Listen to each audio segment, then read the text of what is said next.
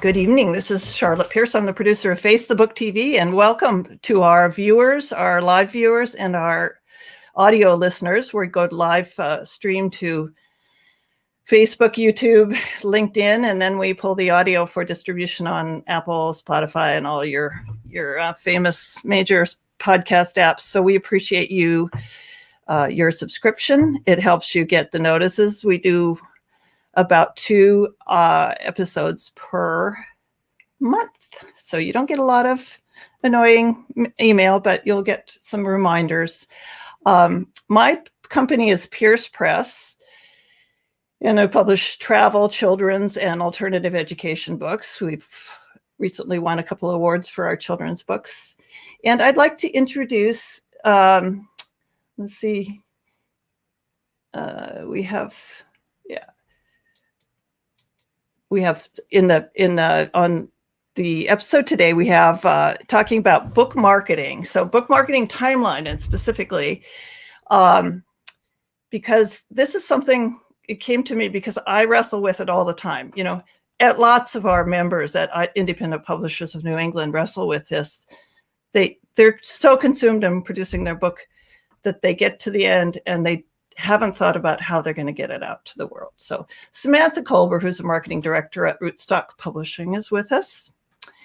And she's also the author of this wonderful book of poetry, which I have on my shelf over here, Birth of a Daughter. It's gotten a lot of great reviews.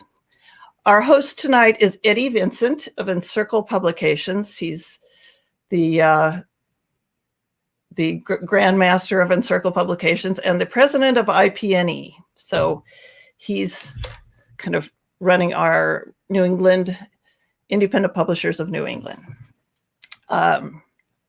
until we'll keep him around, I think. We have a great new board of directors. It's ipne.org, and you can join and get many benefits for if you're an independent publisher. Lots of education, networking, book shows, and cooperative marketing opportunities. If you use our hashtag, which you have to watch to the end or listen to the end, we'll tell you what the hashtag is, and you can get books and publishing services, gadgets and gear and good things. So just use it. It helps us get the word out about the podcast and the live stream. And you could also win a spot, like Sarah did, on our author spotlight that we're going to be including So Eddie's going to take it over from here, and I think Sarah's slide is a little bit later on. So let me know when you want me to run that, Eddie. Okay.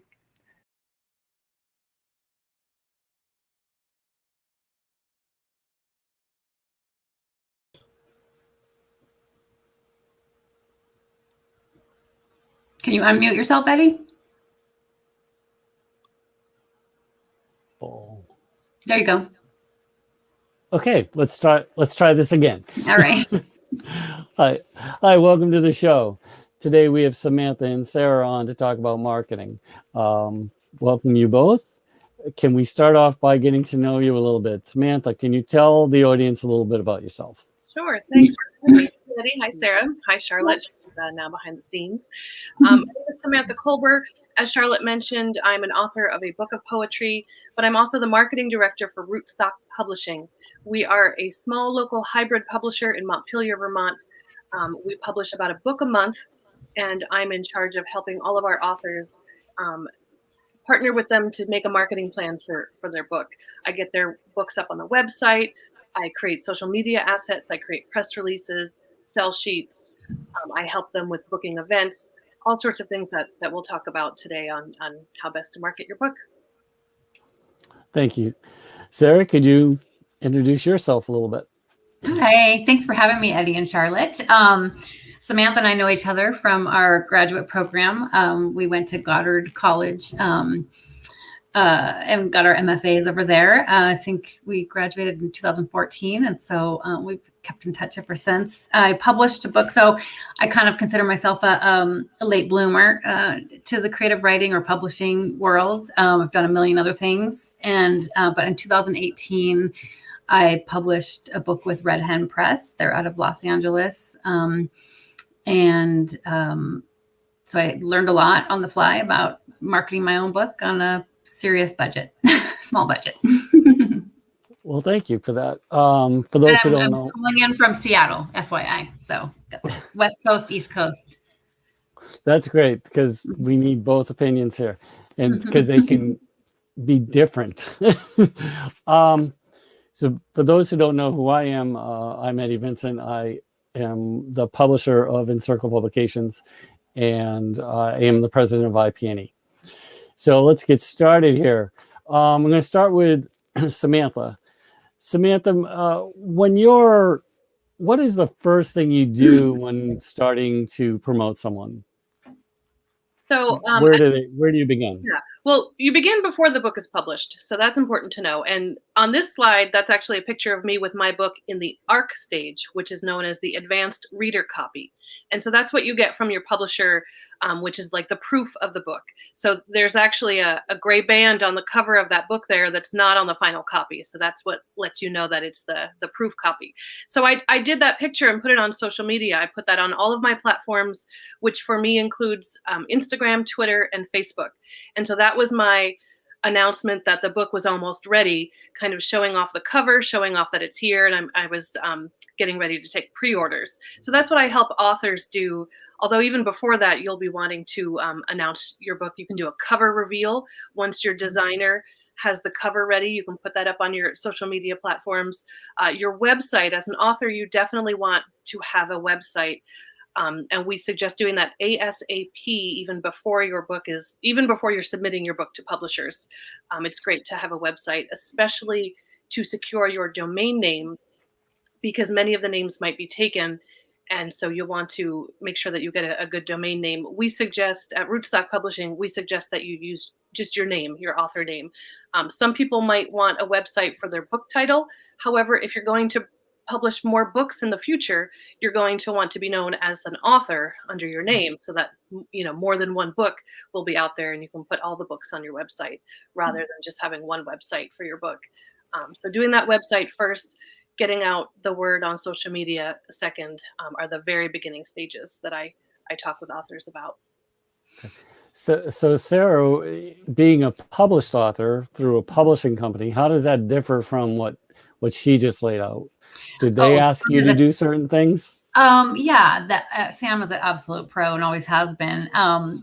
Before she took on this title, in fact, I consulted her frequently in leading up to the publication of my book. So yes, all those bullet points I definitely hit. It's pretty easy to do your own website. I mean, I liked the look and feel of Squarespace. It seemed kind of modern, and to be honest, it was just kind of fun to play around with. I mean, this is your book. This is my debut. So it was absolutely worth it to, tool around in the CMS and figure out how I wanted it to look. And I knew that people would be Googling my name, once this book was out.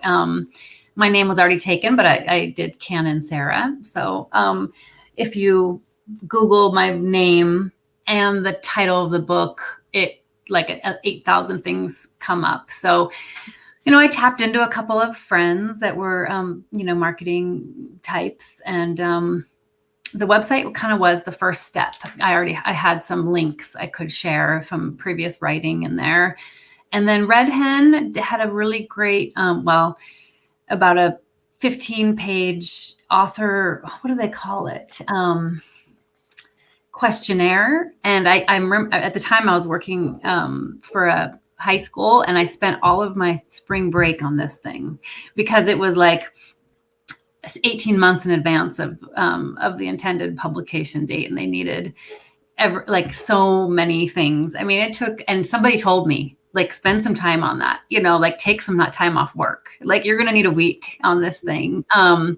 They did create, the press release, and they added the things, but this was they were asking me, what do you intend to do?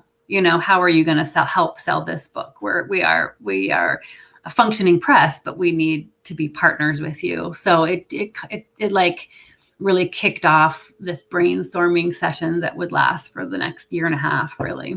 I wasn't worried about calling bookstores 18 months in advance, but it was more like the website. What do I want the copy on the back to look like? People, I think there's a misconception that, you just hand it off to a brilliant editor and they take care of all this, but that's just really not the way it works.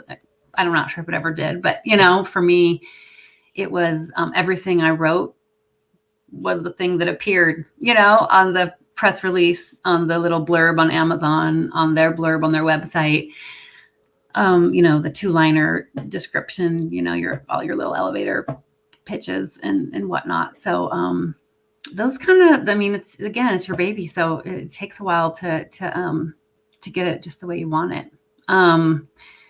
Sending review copies, they did that.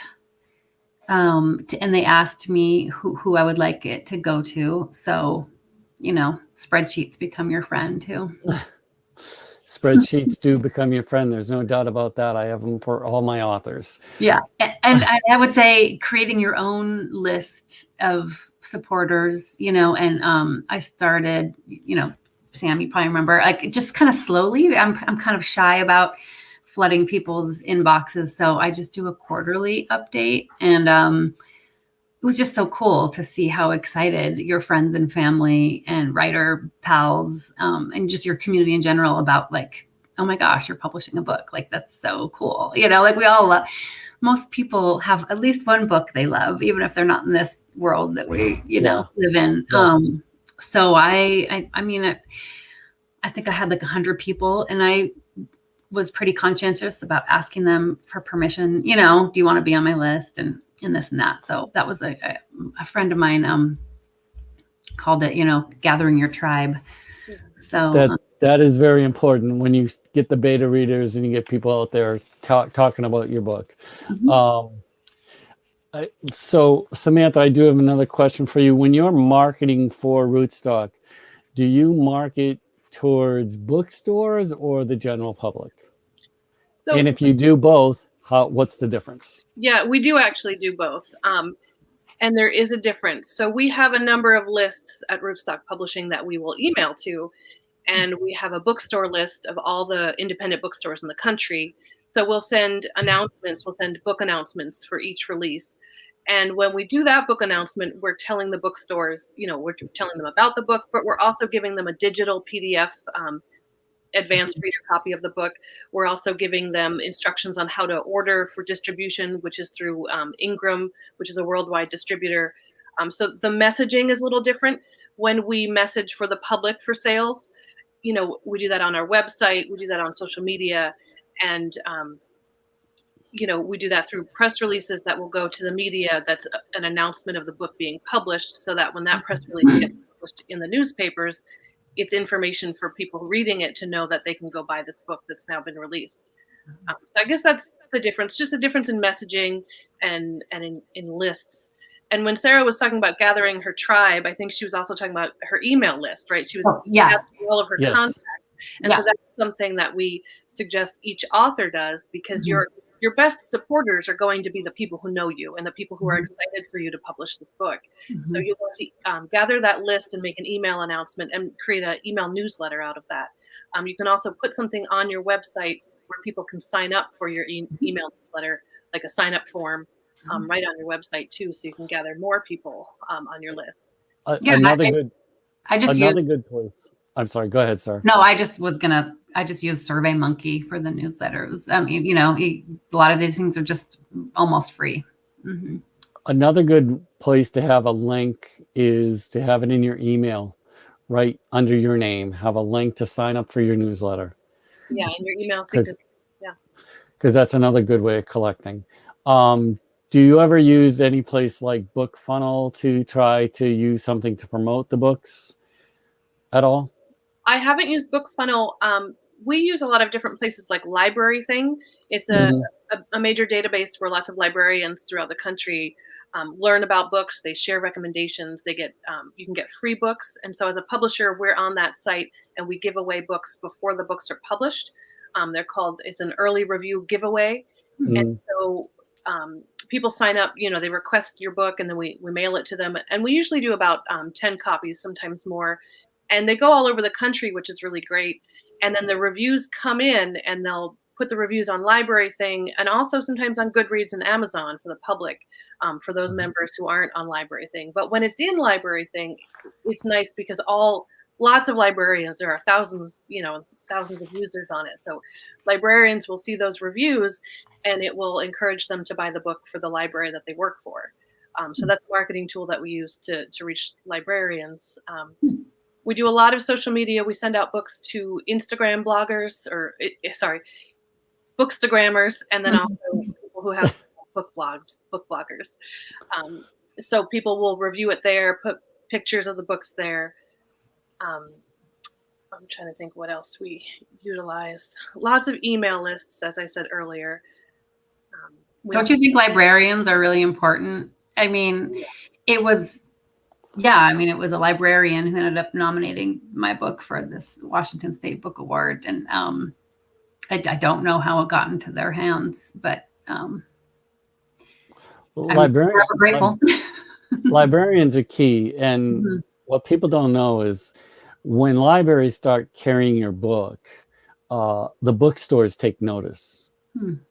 Because people will go in the library, they'll find the book, and then they'll want to buy it for themselves. And that there is residual effect. So getting into libraries is great. It's a little tough right now, but you want to be in libraries if you can get in the libraries. So, Sarah, when you were doing your social media, what platform did you think worked best for you? Instagram. Yeah.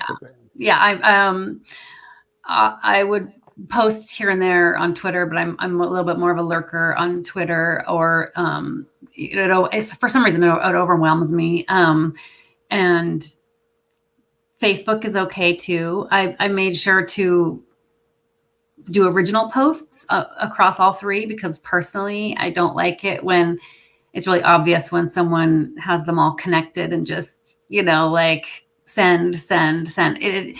So if I'm going to post something on Facebook, it might be a different caption or a different picture than on Instagram, out of respect for content production, I think. Just a personal thing. But I discovered Instagram stories came out around the time that my book was coming out. And that's what ends up working for me the best. I have a lot of fun with it. I feel silly. I feel like I'm 13 again. I'm at the time I had, a 13-year-old, and they would completely make fun of me. But I was like, oh my gosh, this is so fun. You can record yourself. You can take a picture. You can add a little, graphic. There's also all these fun apps where you can, create your own promotion. And I don't know if I was doing it right or wrong, but it was really fun. I also had some really hot tips from a friend of mine who was like my biggest book supporter. In fact, she texted me before we got on and said she'll be on. I was like, Heather, no. But anyways, hi, Heather, if you're out there. And she told me that it would be cool if I did like a piece of my book, like an excerpt, and then assign like a picture to it. Since my book was a memoir, that was really fun. I'm like, okay, well, this part of my book, it captures a piece of an essence of my wedding. So let me find a picture of me in my wedding dress, And so I thought that was it. There's so many things you can do to be creative. And Samantha did a great job too. Eddie, I just wanted to mention that we have a question. I was waiting for her to finish. I was about to get to that. Okay. So there is a question here. It says, I have zero time for promotion. What are the top 3 things I should do? Samantha, you want to take that one? Well, the number one thing is the website, because if you're not searchable online, on Google or anywhere, then, it's harder for people to find you. And, I guess a website doesn't take much time. If you don't have time, maybe you have resources, you can hire somebody to make one. But, like Sarah said, did you use WordPress, Sarah? I can't remember. Squarespace. Yeah, Squarespace. There are very easy web content management systems out there, Squarespace or WordPress. I have a Squarespace too, and it took me like one night. I kind of stayed up late and made my website. And so I would say the website is number one. I'm not sure the next steps. What do you think, Sarah, for the top? I was thinking, okay, but I don't have much time. What was the question? If I don't have time or what?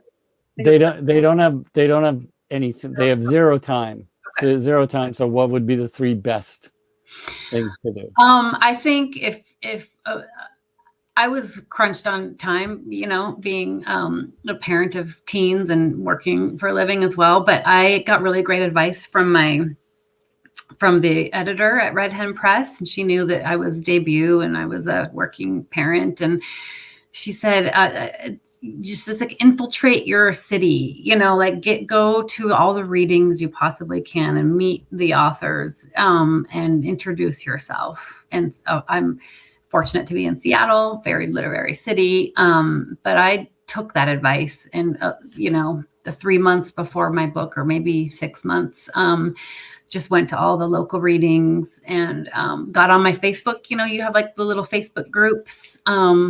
What's everyone doing? What are these local authors up to? And so that's free, and you should be interested in what other people are doing in your town. You're making friends. This is your tribe outside of your friends and family. You want other readers besides people so your goal should be meeting as many people as possible, which, not everyone is prepared to do that. You got different levels of introvert, extrovert. I found it really exciting and motivating. So I thought that was really good advice, especially for like somebody new to the scene without. Definitely getting into the community, the Mm-hmm. artistic community of writing and publishing is a good thing to do. Mm-hmm. But if I had no time, the 2 things I would do is the website, like Samantha said, and just do an email once a month. Because what's that take? 10, 15 minutes? And most people that don't have time are still on Facebook or some social media. Just take 5 minutes and post every once in a while. Yeah. You just do it consistently, but do it once in a while. So I know we don't have a lot more time, but I do want to touch a little bit on advertising. Samantha, do you guys ever do any social media advertising like Goodreads or Amazon or anything along those lines? Yeah. And if so, have you had success with it? We've seen some success. We run some Facebook ads sometimes, which is nice because you can see the click-through rates and you can see how many people are clicking through to your book, and then how many people are clicking through there to buy the book. So those are some nice measurements. We've done advertising through other organizations like the IBPA, why am I blanking? Independent Book Publishers Association. They will, and also NEBA, the New England Booksellers Association, they will sell advertising spaces in their newsletters and their e-blasts, which go to thousands and thousands of booksellers, librarians, and people in the book industry. Also banners on their website. They sell, we've done advertising in Poets and Writers.